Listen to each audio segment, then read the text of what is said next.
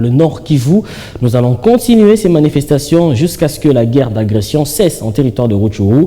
Tel était le maître mot des manifestants lors de ces manifestations de soutien aux forces armées, ainsi que contre l'agression rwandaise plutôt. Selon les manifestants, la communauté internationale devrait arrêter avec son hypocrisie face à cette agression rwandaise.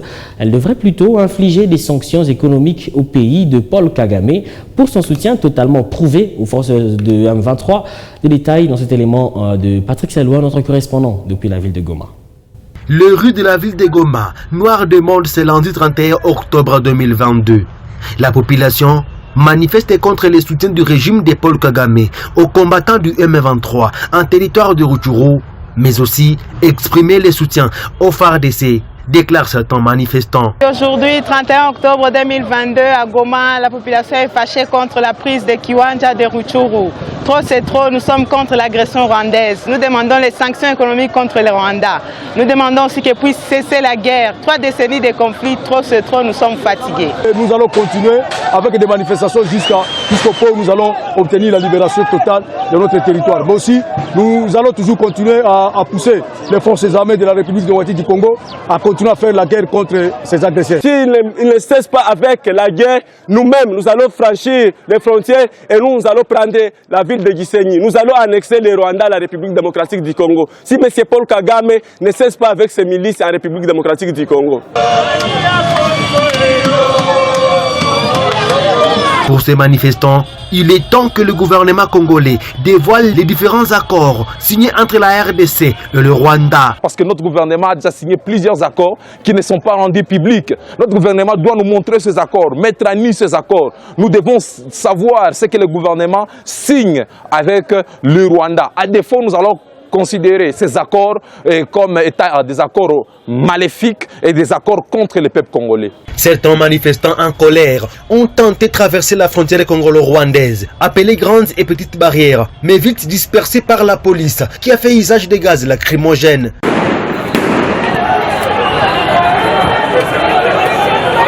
Boutiques et magasins ainsi que les banques sont restés fermés et la circulation routière est timide durant toute la journée de ce lundi. Et selon certains manifestants, l'hypocrisie de la communauté internationale devrait cesser. C'est ce qu'ils ont dit tour à tour ici, interrogé par notre correspondant Patrick Saloua. On les écoute. Clamons 3 choses. La première chose, c'est que nous puissions rompre carrément notre relation avec le petit Rwanda. Parce que nous sommes victimes d'une agression que cette dernière nous a imposée depuis beaucoup de temps. Sous la couverture de la communauté internationale, de l'Ouganda et de la MONUSCO qui est dans notre pays. Ça, c'est la première chose. La deuxième chose, nous exigeons qu'on puisse nous fermer toutes les frontières de la RDC avec le petit Rwanda et le petit Ouganda. C'est la deuxième chose. Et la troisième chose, nous sommes en train de regretter et de condamner carrément ce silence, ainsi que cette implication de la communauté internationale dans l'agression dont nous sommes victimes, nous Congolais. Aujourd'hui, la population veut montrer à la communauté internationale qu'on en a assez avec des guerres injustes.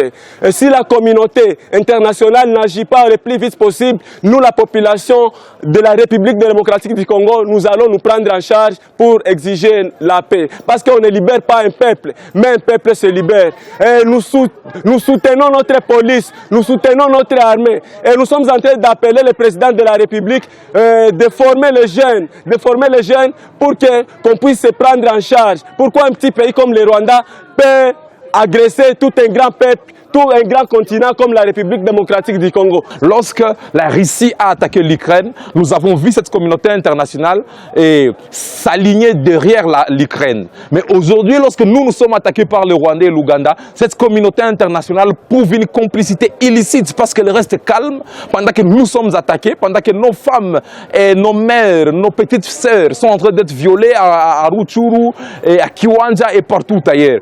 Nous n'allons pas accepter que cette communauté internationale reste calme. Nous, comme Congolais, nous allons assumer les destins de ces grands pays. Nous aussi, nous allons grandir à la grandeur du Congo et nous serons capables de mettre cet ennemi hors d'état de nuire. Voilà pourquoi aujourd'hui, cette jeunesse de la ville de Goma vient de prouver qu'elle est engagée derrière les FARDC pour que nous puissions mettre ces ennemis hors d'état de